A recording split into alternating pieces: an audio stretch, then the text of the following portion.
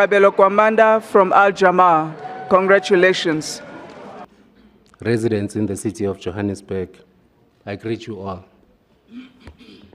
I would first like to begin by quoting a verse from a scripture in the Bible.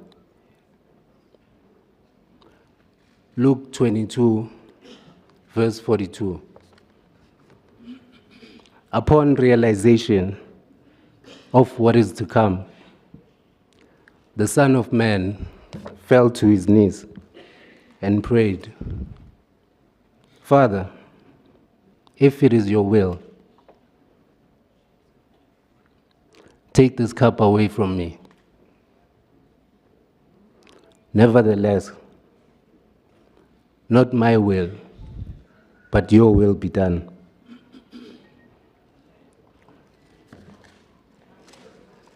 This, Madam Speaker, is an explicit sentiment that I share towards the responsibility that has been bestowed upon me.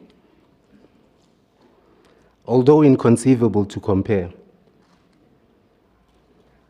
it is the will beyond that of my own that I find myself standing before you today. And it is in my view that the responsibility is one that is duty-bound and not a mere title of glamour, prestige, celebrity status, like most of us would like to believe. And as such, the outcome of this democratic process should not be misconstrued with narratives that seek to cast aspersions and suggestive that we as a people are incapable of self-determination, and further insinuate from a position of ignorance that this is a doomsday coalition, simply because the events that are currently unfolding seem unfortunately beyond their rationale.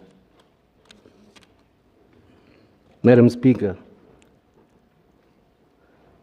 in our assurance of stability in the city of Johannesburg, I think it prudent that the residents and stakeholders know and understand who and what this government of local unity is. But most importantly, why the need to form such an agile, inclusive, collaborative unity of purpose. Allow me to register with the House today that this mayorship, and by extension the government of local unity, is bound by a sense of duty embedded in our DNA as a people first, and as the new dispensation. We as the government of local unity stand firm against the imminent threat of this country's passive regression into a retrospective minority rule. Because we too are inclined with the psychological warfare. This, Madam Speaker, is how we, as this collective, protect our freedom and the political interest of our constituencies. Therefore, in managing our contradictions as different political parties with unique ideological facets, we have collectively resolved on a bare minimum as these coalition partners. A bare minimum that is common to all political parties represented in this council, including those in opposition. And that bare minimum is the very same institutional competency called service delivery.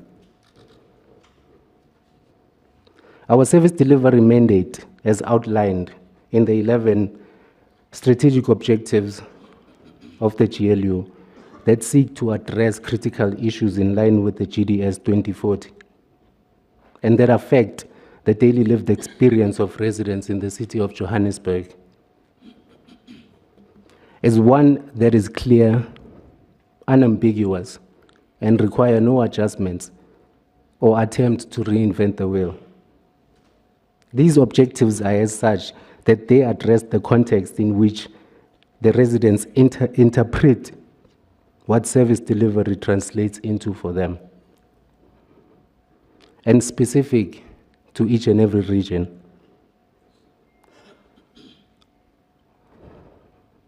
Mine as the executive mayor is to add but one priority that will serve to strengthen all 9 pillars of the GLU's strategic objectives.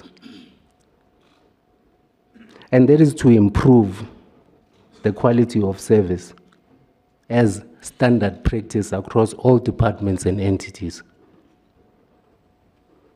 Our approach as government needs to be respectful to the resident and be resident-centric. We have to pride, we as a government have to provide services that are at least worth paying for, rather than demand payment because it's legislated. It is therefore a fundamental imperative for this administration to adopt a qualitative approach in attempt to trigger the pulse of the city of Johannesburg, post the monumental calamity caused by the previous regime. Let me further note, Madam Speaker, that it is an insult to an accounting officer and the entire workforce of any municipality to suggest that any regime change at local government affects service delivery to the alleged proportions by media houses and oppositions alike. Lest we say large corporations cease their production and run out of products whenever there's a management change. Therefore, through you, Madam Speaker, allow me to reiterate a simple fact to the residents in the city of Johannesburg. Service delivery is an institutional competency of local government. And ours as the government of local unity is to respect you enough to commit towards an improvement of the quality of services that are delivered to all 6 million of you. Madam Speaker, I would like to take this opportunity to acknowledge the government of local unity partners who have, as a collective, entrusted me with this responsibility of leading the city of Johannesburg, a world-class African city. My predecessor, Executive Mayor Kabelo Gwamanda, had laid a balanced foundation for programs for this government. Programs that are guided, in particular, by our GDS 2040 and encouraged by ethos of African orientation and duty towards the betterment of conditions of residents in the city of Johannesburg. As stated in my commitment, my priority for this government is to ensure that this is indeed carried out with the heightened improvement in quality of service delivered across all departments and entities. Madam Speaker, in line with the council calendar, we know that there will be a State of the City address, and we will use that opportunity to unpack our plan as the government of local unity to the citizens in the city of Johannesburg.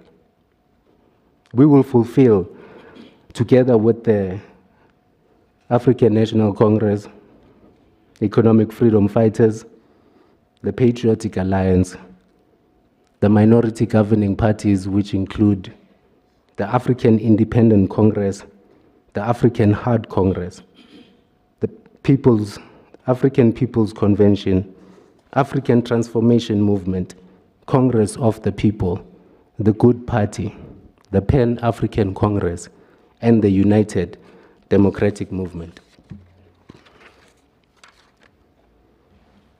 Speaker of Council, our interest is for the city to succeed, and we are prepared to work with all political parties represented in Council to ensure that all diverse citizens in the city of Johannesburg are serviced. In conclusion,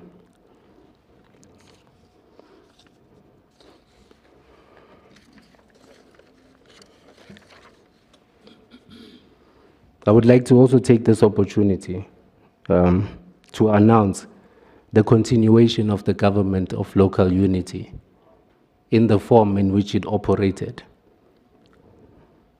I would like to announce the Joburg Executive Mayoral Committee and its members in their respective portfolios.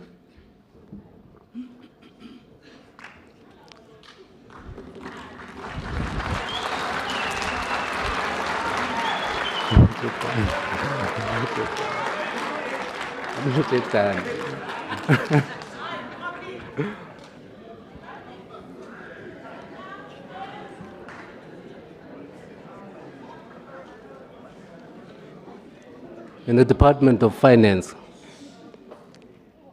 I'd like to announce Councillor Tada Morero as the MMC of Finance.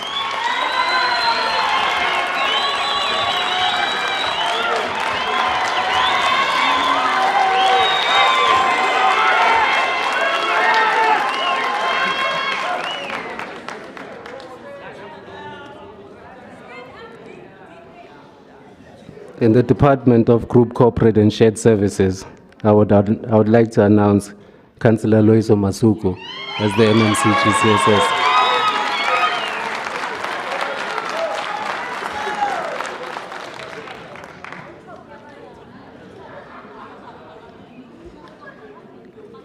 In the Department of Environment and Infrastructure Services, I would like to announce Councillor Jack Sikweila.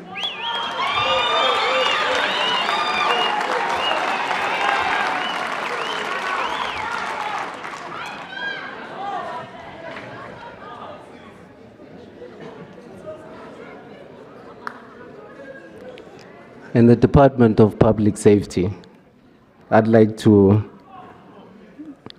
announce Councillor Mgcini Chwaku.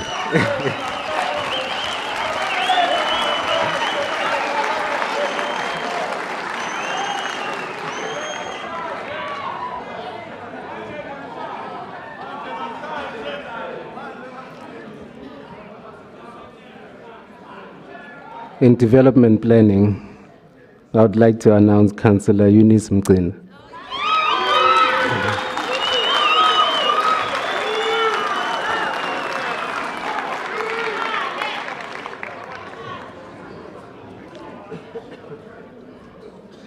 In the Department of Economic Development, I'd like to announce Councillor Nomoya Dev Nimnis.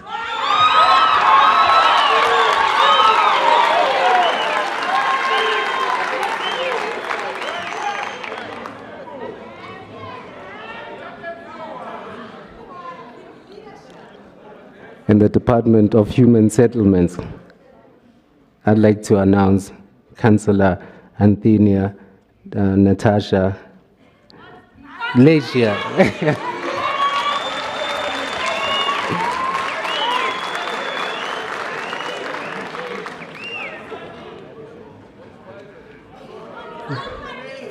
In the Department of Community Development, I'd like to announce Councillor Lubabalo Magwenju.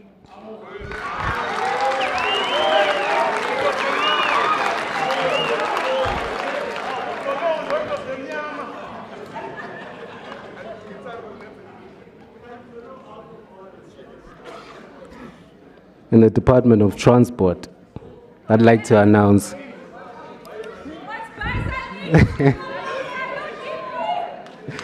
Councillor Kenny Kunen.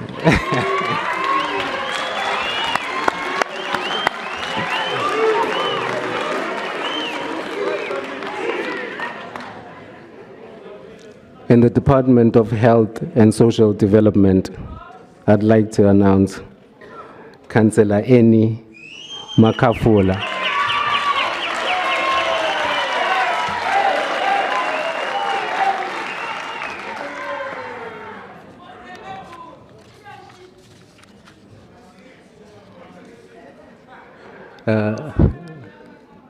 Lastly, Madam Speaker,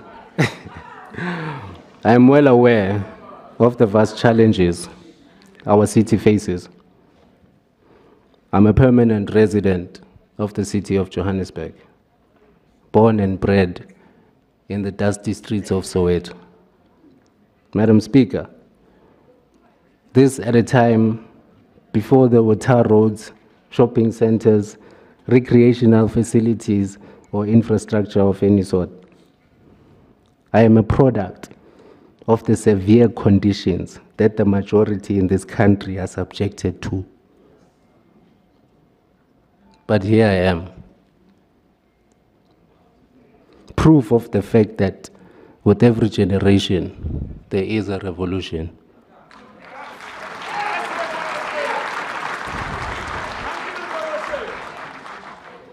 Now let us collaborate in bringing back the heartbeat of the city of Johannesburg. I thank you.